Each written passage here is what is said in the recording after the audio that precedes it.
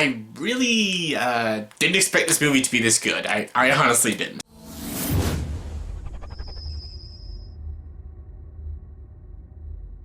Hey everyone, welcome to the Reviewers by Review for the movie Jojo Rabbit. Yes, Jojo Rabbit stars Thomasin McKenzie, Scarlett Johansson, Sam Rockwell, and Taika Waititi. And this movie is written and directed by Taika Waititi, the guy who gave us great films like What We Do in the Shadows, Thor Ragnarok, and Hunt for the Wilder People. Like, I really enjoyed most of Taika Waititi's work. I think he's a very funny filmmaker. I think he's a great writer, great actor. Just everything that he does, I'm always pretty excited to see what he comes up with the exception of Thor Love and Thunder. Not excited for that, but Jojo Rabbit. Jojo Rabbit is a film that was getting quite a bit of praise. It's not like overly praised on Rotten Tomatoes, but what do they know? But it won one of the, I think it won like the fan favorite at the Toronto Film Festival, so a lot of people seem to really love and praise Jojo Rabbit, and I've heard a lot of great things about it.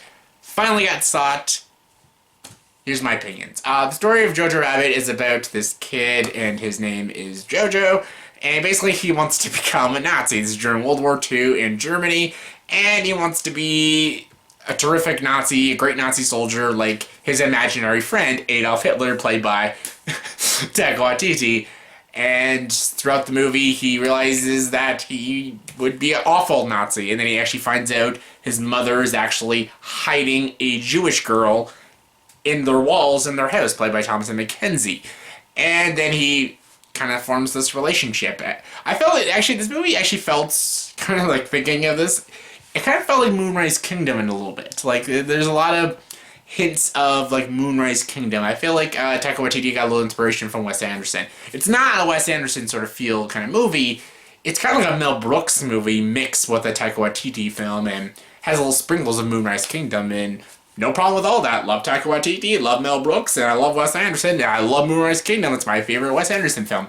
This movie's not as good as Moonrise Kingdom, but I like that it had that same sort of feel, and that same sort of, like, you know, upbeat style and kind of comedy, and this movie is absolutely fantastic, actually. I think it was really fucking good.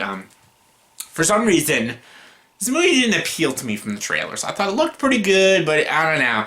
I thought people were overhyping it a little bit, and then it won, like, the fan favorite at Toronto Film Festival. I'm like, really? I don't know.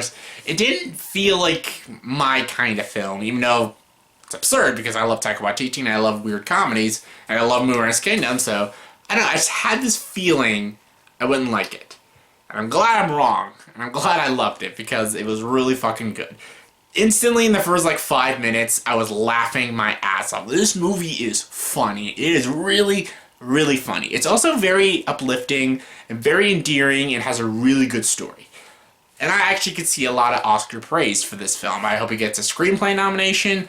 I really hope Sam Rockwell and Scarlett Johansson and Thomasin McKenzie maybe get some nominations. I'd actually love to see a Best Picture nomination. This movie was funny. It was very hard-hitting. It was very well written, very well paced, very well directed.